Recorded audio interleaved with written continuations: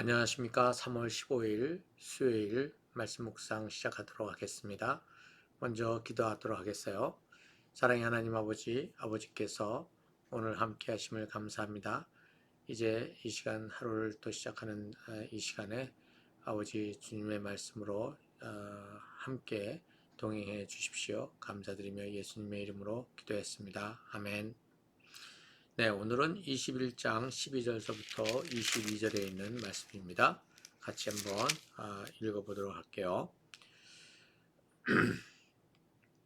예수께서 성전에 들어가셔서 성전뜰에서 팔고 사고 하는 사람들을 다 내쫓으시고 돈을 바꾸어 주는 사람들의 상과 비둘기를 파는 사람들의 의자를 둘러 부시고 그들에게 말씀하셨다.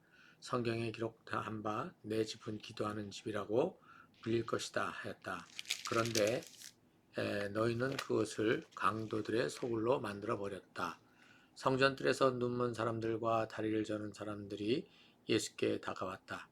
예수께서는 그들을 고쳐주셨다. 그러나 대제사장들과 율법학자들은 예수께서 하신 여러 가지 놀라운 일과 또 성전뜰에서 다윗의 자손에게 호산나 하고 외치는 아이들을 보고 화가 나서 예수께 말하였다. 당신은 아이들이 뭐라 하는지 듣고 있어? 예수께서 그들에게 말씀하셨다. 그렇다. 주님께서는 어린아이들과 젖먹이들의 입에서 찬양이 나오게 하셨다 하신 말씀을 너희는 읽어보지 못하였느냐? 예수께서 그들을 남겨두고 성 밖으로 나아가 베다니로 가셔서 거기에서 밤을 지내셨다. 새벽에 성 안으로 들어오시는데 예수께서는 시장하셨다. 마침 길가에 있는 무화과나무 한 그루를 보시고 그 나무로 가셨으나 잎사귀 밖에는 아무것도 없으므로 그 나무에게 말씀하셨다. 이제부터 너는 영원히 열매를 맺지 못할 것이다. 그러자 무화과 나무가 곧 말라버렸다. 제자들은 이것을 보고 놀라서 말하였다. 무화과 나무가 어떻게 그렇게 당장 말라버렸을까? 예수께서 그들에게 말씀하셨다. 내가 진정으로 너희에게 말한다. 너희가 믿고 의심하지 않으면 이 무화과 나무의 한 일을 너희도 할 수 있을 뿐 아니라 이 산더러 들려서 바다에 빠져라 하고 말해도 그렇게 될 것이다. 또 너희가 기도할 때에 이루어질 것을 믿으면서 구하는 것은 무엇이든지 다 받을 것이다.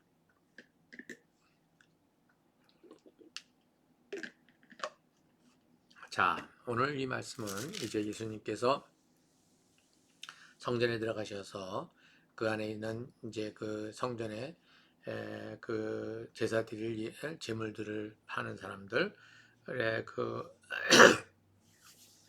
상을 다 엎어버린 이제 이야기를 우리가 지금 보고 있습니다. 여러분들 왜 성전뜰에서 그, 재물을 팔고 있었는지 여러분들은 아마 대부분 알고 계실 텐데요.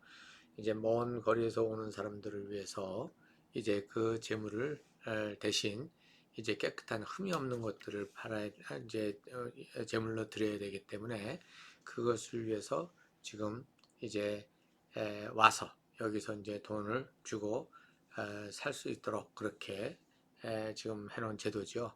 근데 그것을 성전 뜰 안에다가 만들어 놨단 말입니다. 거기는 바로 이제 이방인들이 들어와서 저기 제사를 드릴 수 있는 그러한 자리가 되겠는데 그것을 무엇으로 바꿔놓냐면 지금 이렇게 장사를 하는 것으로 바꿔버렸다는 것이죠. 이렇게 했었을 때에 이 환전을 하거나 이렇게 해서 나온 돈들을 갖다가 어떻게 일부를 이제 또 제사장들한테 이렇게 바치는 그러한 이제 시스템이 여기에 있었던 것 같아요. 그래서 예수님께서는 지금 여기가 기도하는 집이다. 기도하는 집인데 기도하지 못하도록 지금 이 장사칠이 들어와 가지고 지금 여기를 갖다가 차지하고 있으니 하나님이 이 성전을 지으신 하나님의 뜻과 이제 반대된다는 것을 갖다가 그냥 이제 이렇게 지금 여기서 말씀을 하고 계시는 거죠. 네. 자, 이것이 지금 이제 대제사장들과 율법학자들의 심기를 아주 강하게 건드려 버렸습니다. 이것은 결국은 특히 대제사장들 그들의 이 기득권을 갖다가 침해해 버리는 그러한 상황이 돼 버린 것이죠. 그리고 예수님께서는 이제 성전뜰에서 거기 눈먼 사람들과 다리 저는 사람들을 이제 고쳐 주셨다 이렇게 되어 있습니다. 여기에는 그 안으로는 더 들어가지 못하고 여기 눈먼 사람들과 다리 저는 사람들 이 사람들은 이 이방인의 뜰에서 머물러 있게 되는 이 지경에서 예수님은 그들을 또 고쳐주시고 그들을 이제 치료하시는 그러한 일을 하신 거죠. 그리고 또 거기 있는 또 그 주변에 모이는 아이들은 여전히 지금 호산나 다윗의 자손께 하고 이제 예수님을 갖다가 찬양하는 그러한 이제 그 아이들이 있었던 것이죠. 자, 이제 계속해서 이렇게 되니까 지금 대제사장과 율법학자들은 예수님에게 와서 이제 항의를 하는 것이죠. 여기 눈먼 사람들, 다리 저는 사람들, 그 다음에 어린아이들, 이들은 전부 다 어떤 자들입니까? 작은 자들이죠. 우리가 앞부분에 18장서부터 나왔던 이야기들 보십니까? 결국은 작은 자들, 힘없는 자들, 이러한 자들에 대한 얘기가 나왔는데 여기서도 지금 예수님은 본인 스스로가 어린 나귀를 타고 들어오시면서 왕이시면서도 어떻게 들어오셨냐면 어린 나귀를 타고 들어오셨어요. 그래서 이제 그 위엄과 영광스러운 것이 아니라 참으로 겸손한 모습으로 초라한 모습으로 들어오신 작은 자의 모습으로 들어오셨다는 것이죠. 그리고 여기에서 지금 성전에서도 지금 무엇을 하시느냐면 기득권자들의 그 이익을 대변해 주고 있는 그러한 장사하는 사람들의 물건들을 전부 다 치워버리시면서 지금 거기에 누가 있느냐면 눈먼 자들, 그 다음에 다리를 저는 사람들, 이런 사람들을 주님께서 섬기는 그러한 장면을 보여주고 있고, 또 이 아이들도 사실은 저 안으로 들어갈 수가 없죠. 이 아이들도 이 작은 자들에 속하는 그러한 부류에 속해 있는데 이들 또한 어떻게 해요? 이 뜰에서 외치는 이 장면들 전부 다 이 장면들은 결국 뭐냐면 작은 자들에 대한 이야기가 여기에 지금 담겨져 있습니다. 자, 사실은 이것으로 인해서 지금 이제 예수님은 이제 그 대제사장들까지 합세해서 율법학자들과 함께 예수님을 이제 어떻게 해요? 이제 없애는데 모의를 하게 되는 가장 큰 이제 그 계기가 이 성전에서 있었던 일이 되겠습니다. 자, 그런데 18절에서부터 이제 나오는 것은 제자들하고의 이제 이야기 속에서 나오는 건데, 이제 예수님께서는 성 안으로 베다니로 가셨다가 다시 새벽에 일찍 성 안으로 들어오시다가 무화과 나무를 보셨어요. 그래서 이제 무화과 나무에 있는 그 열매를 이제 시장하시니까 이제 따 먹으려고 그러셨는데 거기에 열매가 없는 것입니다. 겉으로는 그 나뭇잎이 무성하기 때문에 굉장히 열매가 많이 맺혀져 있는 건강한 나무처럼 보였지만 사실은 열매가 맺어지지 않은 그러한 상황이었죠. 자, 이것을 두고 예수님께서는 이제 무엇을 하셨냐면 영원히 열매를 맺지 못한다고 이제 명령을 하셨어요. 그렇게 명령을 했더니만 여기 곧 무화과 나무가 말라버렸다 이렇게 되어 있죠. 자, 이것을 보고 제자들이 놀랍니다. 어떻게 이런 일이 벌어질 수 있을까? 근데 예수님께서 그들에게 무슨 말씀을 하시냐면 믿고 의심하지 않으면 이 무화과 나무의 한 일을 너희도 할 수 있다. 그뿐만 아니라 이 산더러 들려서 바다에 빠져라 하고 말해도 그렇게 될 것이다. 그러면서 기도할 때에 이루어질 것을 믿으면서 구하는 것은 무엇이든지 다 받을 것이다. 이렇게 지금 예수님께서 말씀하셨어요. 자, 이것이 참 해석하기가 참 어려운 그러한 부분이 되겠습니다. 자, 여기 지금 무화과나무에 대한 이야기, 이것을 이제 그 마가복음에도 나와 있는데, 이 마가복음에 나와 있는 그 문맥하고 또 여기에서 나와 있는 거하고는 좀 다릅니다. 달라서 그것을 한꺼번에 섞어서 이야기는 할 수가 없을 것 같고, 이 안에서 보면 이 무화과나무가 열매를 맺지 아니한 것, 이 열매를 맺지 아니한 것은 것을 두고 지금 예수님께서 말씀하시는 것은 결국은 지금 앞에 있는 성전을 염두에 두고 얘기를 하신 것이죠. 성전에서 지금 성전은 건물은 화려하고 그 다음에 많은 그 지금 6월절에 그 순례자들이 몰려왔고 그래서 거기서 이제 또 제사가 이루어지고 있고 이러한 모든 활발하게 움직이는 것들이 볼 때에 뭔가 제대로 가고 있는 것처럼 보이지만 거기에는 지금 하나님과는 상관이 없는 일들이 벌어지고 있다는 것을 얘기하고 있는 것이죠. 그래서 이제 예수님께서는 지금 그 무화과나무는 사실 이스라엘을 상징하고 있는데 무화과나무를 들어서 지금 이스라엘을 두고 얘기를 하는 것입니다.